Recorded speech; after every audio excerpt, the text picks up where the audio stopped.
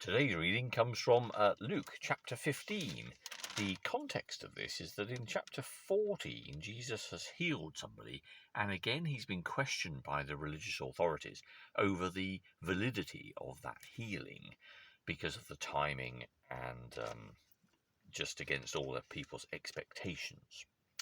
So we then get some teaching that follows about humility and hospitality. And Jesus tells a parable about the way God's love was for everyone, and yet here the religious authorities are still missing the point. He makes the point to the disciples and the large crowd that they needed, if they want to be one of his disciples, they have to give up everything that they have. That, again, drawing us back to the central theme, that everything else is secondary to understanding our relationship with God. So in chapter 15, we have 3 parables about losing something and the tenacious desire to find it, and making that comparison with the way that God's love is always for us and always wants us to find him. So we're going to actually leap in today's reading over the lost coin and the lost sheep and go straight to the lost son. So chapter 15 verses 1 to 3 and then straight into 11 to the end of the chapter in 32. One day, when many tax collectors and other outcasts came to listen to Jesus, the Pharisees and the teachers of the law started grumbling. "This man welcomes outcasts and even eats with them." So Jesus told them this parable. There was once a man who had 2 sons. The younger one said to him, "Father, give me my share of the property now." So the man divided his property between his 2 sons. After a few days, the younger son sold his part of the property and left home with the money. He went to a country far away, where he wasted his money in reckless living. He spent everything he had. Then a severe famine spread over that country, and he was left without a thing, so that he went to work for one of the citizens of that country, who sent him out to his farm to take care of his pigs. He wished he could fill himself with the bean pods the pigs ate, but no one gave him anything to eat. At last he came to his senses and said, "All my father's hired workers have more than they can eat, and here I am about to starve. I will get up and go to my father and say, 'Father, I've sinned against God and against you. I am no longer fit to be called your son. Treat me as one of your hired workers.' So he got up and started back to his father. He was still a long way away when his father saw him. His heart was filled with pity, and he ran, threw his arms around his son and kissed him. 'Father,' the son said, 'I have sinned against God and against you. I am no longer fit to be called your son.' But the father called his servants. 'Hurry,' he said, 'bring the best robe and put it on him, put a ring on his finger and shoes on his feet. Then go and get the prize calf and kill it, and let us celebrate with a feast. For this son of mine was dead, but now he is alive. He was lost, and now he's been found.' And so the feasting began.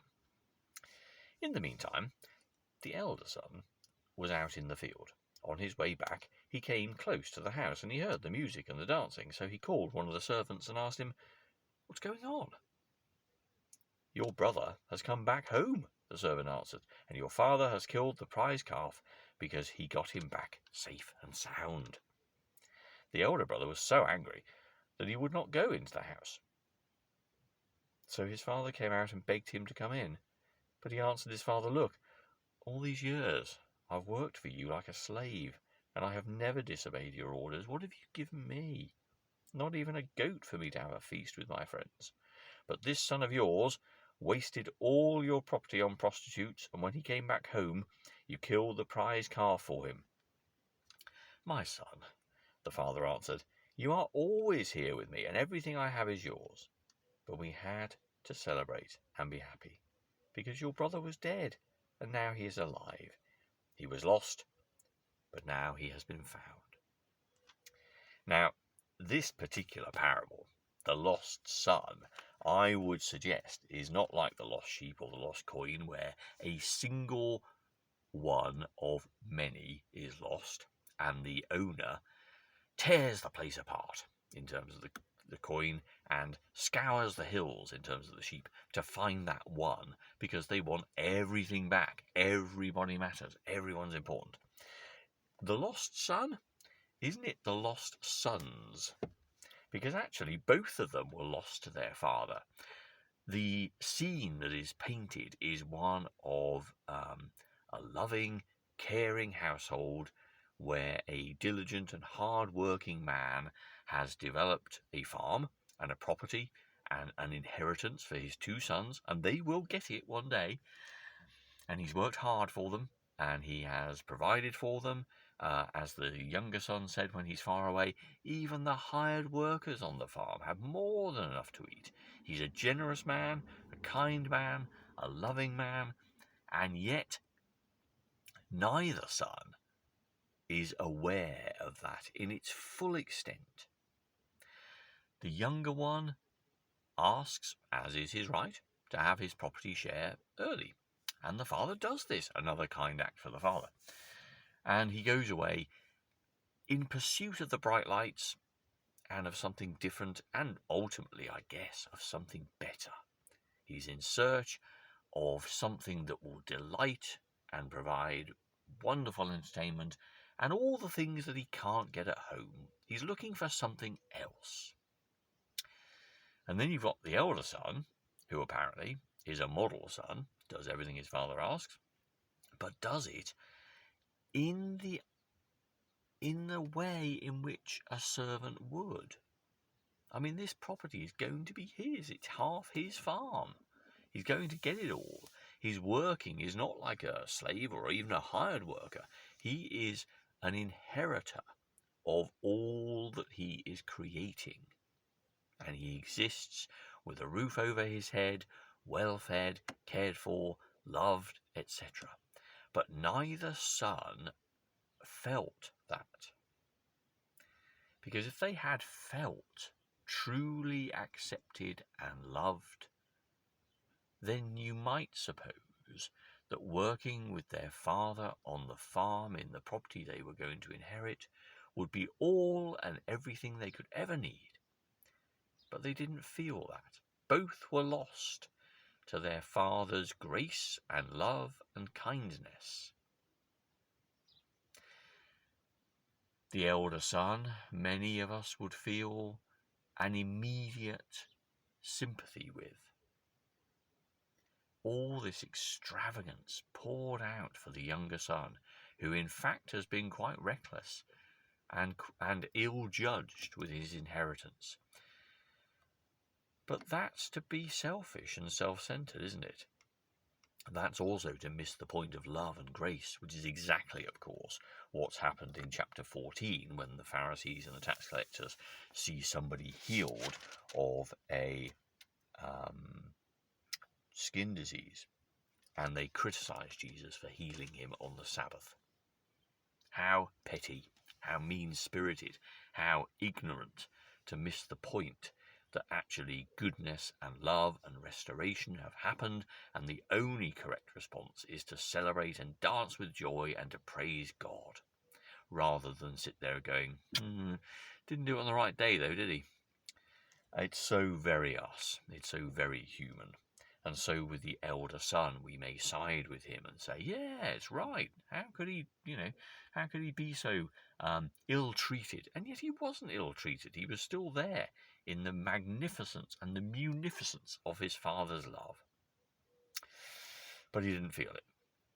Now, the question here is about understanding our own place in the world with God. For we too exist in a blessed state. Today we have another day. Today we have health and strength to breathe and be alive.